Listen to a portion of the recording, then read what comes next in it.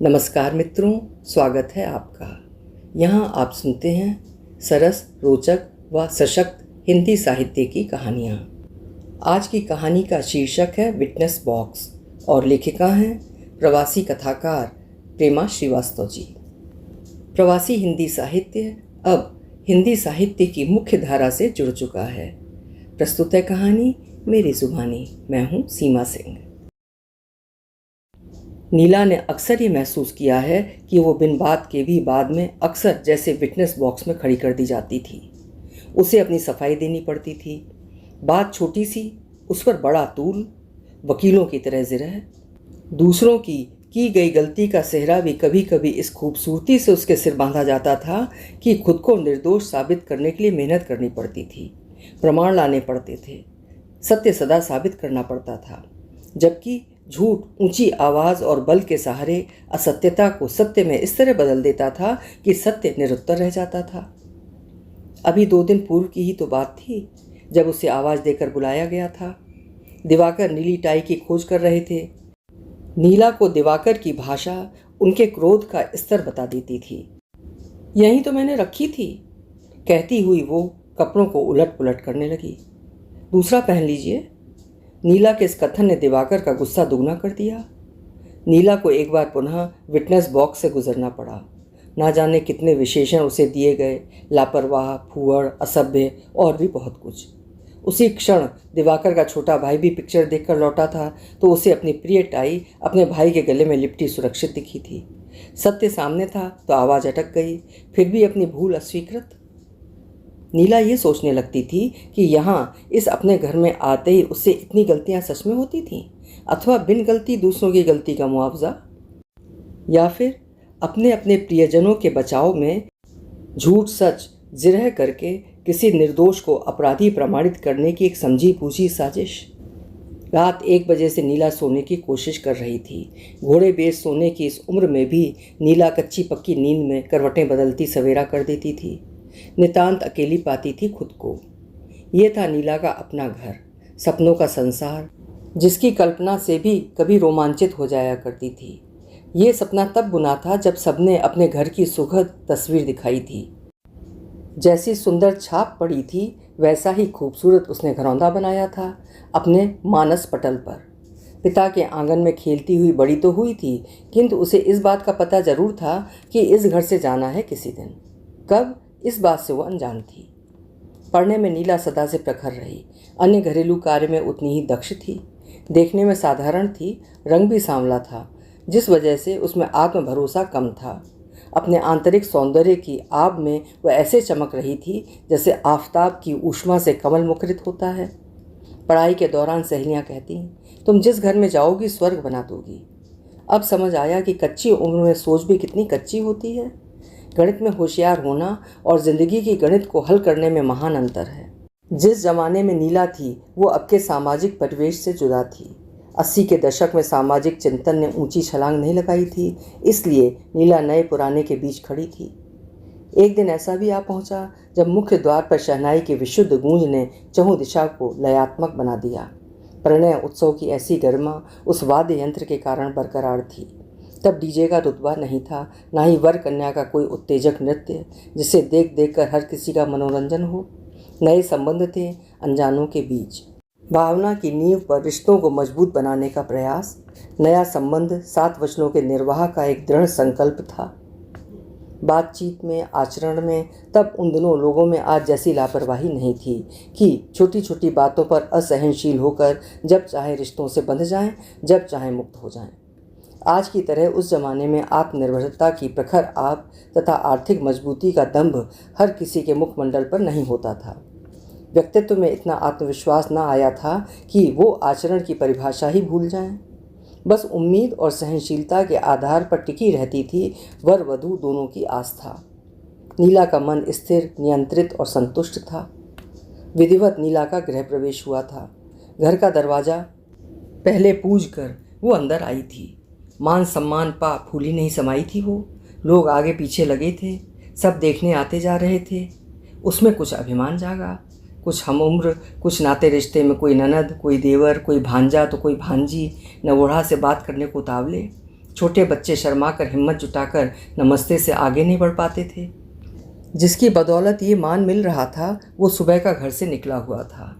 सप्तपदी पर तो सारे वचन निभाने की बात की थी, पर अब कहाँ है वो? जो सामना करने से कतरा रहा था, उस व्यक्ति से वचन निभाने की आशा करने में नीला शायद कुछ जल्दबाजी कर रही थी। सुबह से रात हो गई, तब मन कुछ शंकित हुआ, किंतु किसी को चिंता नहीं। कहाँ रहे सारे दिन, पूछा तक नहीं किसी ने। एक पल अपना घर याद आया, जहाँ हर पल पर अपने अभिभावकों की पैनी नज़र रहती थी। मजाल ना थी किसी की कि बिन आज्ञा चौखट लांघ लें। सबसे ज़्यादा खुशी तो नीला को इसी कड़े अनुशासन से मुक्त होने की थी। अब सर्वत्र घूम सकती थी, कहीं भी बेफिक्र, जैसे अब कोई लाइसेंस मिला है। उनका नाम दिवाकर था, नामानुरूप ओज से भरपूर गर्म मिजाज। स्टेशन पर एक नज़र पड़ी थी। दिवाकर को अपने सगे संबंधियों का पूरा ध्यान था। किसी को कोई परेशानी ना हो, ये कोशिश उनकी सराहनीय थी। उनकी जिम्मेदारी का संकेत मिल गया था। दिवाकर की गरु गंभीरता, सतर्कता तथा शिष्ट शारीरिक भाव भंगिमा नीला को प्रभावित कर रही थी। साथ में पूत के पांव पालने में के लोकप्रिय कहावत को चरितार्थ भी कर रही थी। एक दस्तक देकर कमरे में प्रविष्ट हुए थे दिवाकर। 5 फीट 11 इंच लंबा गौरवर्ण, काले घने बाल, चौड़ा सीना और बोलती आंखें कामदेव को भी मात देते हुए सूरज को अपने सामने देख तनिक सोच में पड़ गई थी। सारे उत्साह वाष्प के समान धुआं धुआं से हो गए थे। मेरा इनका ये कैसा मेल, कहाँ ये कहाँ मैं, जमीन आसमान का अंतर। मैं 5 फीट वाली दुबली पतली श्यामल रंग, सिर्फ बीए तक पढ़ी एक बहुत साधारण सी स्त्री, भावी आशंका से सिहरन व्याप्त हुई। किसी प्रेम की असफलता के हठ स्वरूप तो नहीं लाई गई मैं। प्रेम विवाह के इस युग में बिन देखे अपनी स्वीकृति देकर कहीं मुझ पर दया मतलब एहसान कर अपनी महानता का परिचय तो नहीं दिया गया था, अथवा माता पिता के प्रति आज्ञाकारी बनने का छल। जो भी हो, यह अनुत्तरित प्रश्न वहीं छोड़ नीला जीवन में आगे बढ़ चली थी। 7 फेरों की मान मर्यादा अब तो उसका सम्मान था। 1 सप्ताह हुए थे अभी, लोगों का परिचय मिला था, सब पर प्यार भरी एक नज़र डाली थी। नीला ने तहे दिल से स्वागत किया था अपने लोगों का, अपने परिवार का और अपने प्यारे से घर का, जिसका सपना वो खुली आंखों से अब तक देखती आ रही थी। साल पूरे भी नहीं हुए थे कि सारा घर आंगन सिर्फ उसी का बनता गया। अन्य अपने अपने कमरों में सिमटने लगे। बाहर के कमरे की दीवारों में अवश्य अब अधिक रौनक आ गई थी, क्योंकि वो स्थान खुशहाली, आपसी प्रेम भाव से पूर्णतः जागृत था। धार्मिक बातें, राजनीतिक संबंधी तमाम अटकलों से लेकर पास पड़ोस की चटपटी खबरें, मनोरंजन का पूरा माहौल उस हॉल के कमरे में समा जाता था। इस हॉल के कमरे में बच्चे बड़े सबके दिन रात हंसते खेलते चहकते हुए गुजरते, किंतु मेरा तो इन रौनक भरे पलों से दूर तक कोई वास्ता नहीं। समय की कमी जिम्मेदारी का वजन था, अतः वो अपने धर्म निर्वाह में जुटी थी। सास की अपेक्षाओं पर खरी नीला नई बहुओं के लिए दृष्टांत बन गई थी। सुखी परिवार की परिभाषा जैसे नीला सार्थक कर रही थी। लोग कहते हैं ननद भावज का रिश्ता 36 का आंकड़ा होता है, किंतु नीला अब तक इस कथन की अनुभूति से नहीं गुजरी, अतः अनभिज्ञ थी, जानना भी नहीं चाहती थी। घर की सबसे छोटी होने के नाते कुछ तिनुक मिजाज ज़रूर थी उनकी ननद, जो उसके मुताबिक उसका एक बचपना था जो चिरस्थायी निश्चय ही नहीं था। इसी बीच अचानक दिवाकर अपने प्रमोशन और स्थानांतरण दोनों की सूचना लेकर रात घर आए थे। अच्छी खासी चलती ट्रेन जैसे पटरी से उतर गई हो। दूसरी ओर एक खुशी की लहर थी कि एक प्रमोशन के साथ तबादला हुआ। छोटी ननद अपनी पढ़ाई के साथ भाभी के अकेलेपन को संगत भी देगी। शुभेच्छुओं की मनसा का सम्मान किया गया। 1 वर्ष लगे थे बड़े शहर की सोच और जीवन शैली अपनाने में। सिम्मी के आपात मस्तक बाह्य परिवर्तन के साथ साथ आंतरिक विचारों के परिवर्तन ने नीला को हैरत में डाल दिया था। नए जमाने के रंग में ऐसी रंगी कि उसने अपने पारिवारिक मान्यताओं को बहुत पीछे छोड़ दिया। नीला का अधिकांश समय अब सिम्मी की प्रतीक्षा में बीतता था। दरवाजे और खिड़की पर नज़र टिकी रहती थी। दिवाकर के सामने उनकी बहन के इस तरह के बदलाव की चर्चा करूं, ये सोचते ही मेरा साहस दम तोड़ने लगता था। खून के रिश्ते और मैं अपने को इस घर के रिश्ते से तौलती तो हल्की पड़ने लगती थी। उधेड़-बुन में लगी थी। दुविधा की अवस्था से मन उद्वेलित था। ये कैसी नाजुक स्थिति सामने आ टपकी, ऐसा तो कभी सोचा नहीं था। एक तरफ अपने बड़े भाई की लाडली छोटी बहन, दूसरी ओर तेजी से ढलान की ओर फिसलती एक महत्वाकांक्षी कच्ची उम्र की नवयुवती। इन दो पाटन के बीच फंसी नीला बेबसी छटपटाहट महसूस कर रही थी। पति अक्सर अपने कार्य के सिलसिले में दौरे पर होते थे। रात के 2 बजे तक सिम्मी घर वापस नहीं आई थी तो नीला की सांसों की गति धौंकनी की तरह चलने लगी। भाई के अनुपस्थित में जवाबदेही मेरी। एक बार फिर नीला अपने आप को विटनेस बॉक्स में खड़ी देखने लगी। बार बार खिड़की झांकने और दरवाज़ा खोलने बंद करने से तो कोई जल्दी घर आता नहीं। समझाने की कोशिश उस दिन से पहले भी कर चुकी थी, जिसे वो अनसुना करती जा रही थी, लेकिन उस दिन तो वो हद से गुजर गई थी। मैं असहज हो रही थी उसे देखकर, जो सीधे कदम चल भी नहीं पा रही थी। बहुत प्रेम से तब समझाया था जैसे अपनी बेटी हो।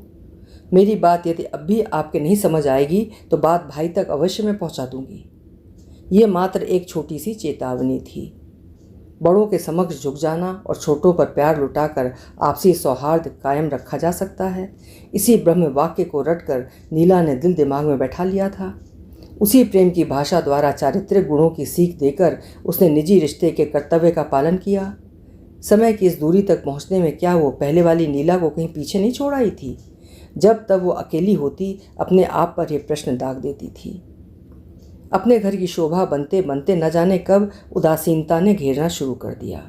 अपनी शक्ति से अधिक जिम्मेदारी ओढ़ ली थी उसने अपने ऊपर। 2 बच्चों सहित 3 पीढ़ी की स्वामिनी बनी और बना दी गई। इतरा रही थी अपनी कामयाबी पर, आचरण पर, सहनशीलता पर। वो एक कुशल गृहिणी थी, सब खुश थे। महानगर की चकाचौंध में दिवाकर की भी मानसिक चेतना जब पहले जैसी न रही तब वो चिंतित हुई थी। दिवाकर अक्सर लंबे समय के लिए टूर पर रहते। ऑफिस से लौटने का समय अनिश्चित रहने लगा। शुभता के तरीके नहीं हैं, जानती थी, पर कुछ कहना जब बेअसर होने लगे तो छोड़ देना बेहतर है। दिवाकर के आकस्मिक स्वभाव, आचरण तथा वाणी में आए परिवर्तन का कारण कार्य की अधिकता थी अथवा कुछ और, ये तो नीला नहीं जानती, किंतु नीला के निश्चल मन ने उसे पुरुषत्व तथा अपने कमनीय व्यक्तित्व का गुरूर भर समझा था। रात तेज बुखार में तपती नीला देर तक सोती रही। वैसे भी इतवार का दिन और दिनों से अलग होता है। समय देखकर शीघ्रता से उठ नीचे आई। दिवाकर को देख अनायास चहककर बोली, अरे आप तो इस बार जल्दी वापस आ गए, फ़ोन कर देते। चुप बैठा रहा दिवाकर। नीला की बातों को अनसुना करता जा रहा था। दिवाकर की चुप्पी को नीला ने सफ़र की थकान समझा। गर्मा गर्म चाय की प्याली बढ़ाते हुए मुस्कुराते हुए बोली, देर से आए हुए हैं क्या? मुझे उठा देते ना। गुब्बारे की तरह फूला बैठा हुआ दिवाकर आपे से बाहर होकर गरजा, क्यों उठाता तुम्हें? तुम तो आराम जो कर रही थीं। रात गए पार्टी की थकान तो हुई होगी। सूरज की चुभती व्यंग्यात्मक भाषा से वो पहली बार नहीं गुजरी, पर आज जिस भद्दे तरीके की भाषा थी वो असह्य थी। छोटी छोटी बातों की सफाई दी जा सकती है, किंतु इस गंभीर आरोप की कोई सुनवाई नहीं होगी, ये वो जानती थी। कैसी बात कर रहे हैं आप? आपको हुआ क्या है? आज़ादी में खलल पड़ गई? मेरे बाहर रहने पर तुम अपने पुराने दोस्तों के संग मौज मस्ती करती हो, क्या मुझे पता नहीं? नई जगह आकर निरंकुश हो गई हो? मेरे घर को भ्रष्ट करने की ठान ली है तुमने? दिवाकर का यह नया रूप पहले तो नहीं देखा था। अचंभित हो रही थी नीला। दिवाकर पैर पटकता कमरे में चला गया। नीला को ऐसा तब अनुभव हुआ कि उसके शरीर का बूंद बूंद रक्त किसी ने निचोड़ लिया हो। उसे लगा जैसे वो ठंडी पड़ती जा रही है। आज भी वो सीधे उठाकर विटनेस बॉक्स में पटक दी गई है, जहां वो अपनी सफाई देने के काबिल भी नहीं रही। आज इतनी बड़ी तोहमत। उसके पास तो कहीं ज़्यादा सप्रमाण आरोप हैं जो दिवाकर की प्रतिष्ठा पर सीधा प्रहार कर सकता था, लेकिन नीला ने ठान लिया था कि वो कुछ नहीं कहेगी। सामने दूसरे कमरे से सिमी जीन्स टॉप में सजी धजी परफ्यूम की खुशबू बिखेरती बाहर आई। सिमी ने एक विजेता के अंदाज में जिस तरह नीला को देखा, उसी कुटिल मुस्कान ने नीला को सब बता दिया।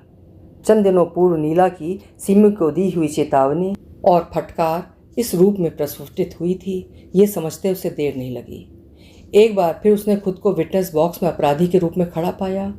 नीला को इस बार कुछ कहने का भी अवसर नहीं दिया गया, सीधा फैसला ही सुना दिया गया। अपने ही घर पर पूर्ण समर्पित नीला ने कोई सफाई नहीं दी। अपने बचाव का प्रयास अब नहीं करेगी, वो प्रमाण भी नहीं देगी, ठान लिया था मन में। बात छोटी नहीं, नीला के चरित्र की थी, आत्मसम्मान की थी। ये प्रसंग अभी खत्म नहीं हुआ था। सर्प की फुफकार सा जहरीला असर कमरे में अब तक बना हुआ था। दिवाकर कमरे से पुनः दहाड़ा था। स्वामित्व की एक निर्णायक गर्जना ने हर किसी को दहला दिया अपने एक निर्णय से। एक कोने में जाकर रहो और दिन काटो, मेरा तुम्हारा अब कोई रिश्ता नहीं। कानूनन हम तुम्हारा परित्याग नहीं करेंगे, किंतु इस घर के बाहरी कमरे में रह सकती हो। नीला का सामान ही क्या था, कपड़ों के एक अटैची भर सामान पहुंच गया था घर के किनारे वाले कमरे में। एक चारपाई जिसे वो गौर से देखती हुई तिरस्कार से मौन देख रही थी। नीला की आंखों में आंसू रत्ती भर भी नहीं आए। वो जड़ हो चुकी थी, संस्कारों तले दबते दबते दोनों घरों में थकान महसूस कर रही थी। सब्र की भी एक हद होती है, उसके आगे आती है मैं की बनती हुई नई परिभाषा। नीला के सारे मोह भंग होते हैं और खुद के लिए जीवित रहने का अधिकार वो अपनी आत्मा से मांगती है। तब स्वतः एक नया अध्याय खुलता है। कुछ महीने लगे नीला को खुद को संयत करने में। अब वो खुश है। नीला अपने हाथ में एक नियुक्ति पत्र लिए उलट पलट कर देख रही थी। आत्मसम्मान का दर्प लक्षित हो रहा था। उसे एक एनजीओ में नौकरी और एक एकोमोडेशन अर्थात निवास स्थल मिल गया था। अभी आप सुन रहे थे 80 के दशक की एक युवती की कहानी जो संस्कारों और मर्यादाओं में पली बढ़ी अपने घर आंगन का सपना देखती हुई उसे संवारने की कोशिश करती है। कहानी की रचयिता हैं वरिष्ठ कथाकार प्रेमा श्रीवास्तव जी। आपको कहानी कैसी लगी कमेंट बॉक्स में लिखकर ज़रूर बताइएगा। पसंद आई हो तो कहानी को लाइक और शेयर करिएगा और चैनल को सब्सक्राइब या फॉलो ज़रूर करिएगा। कल फिर मिलते हैं। नमस्कार।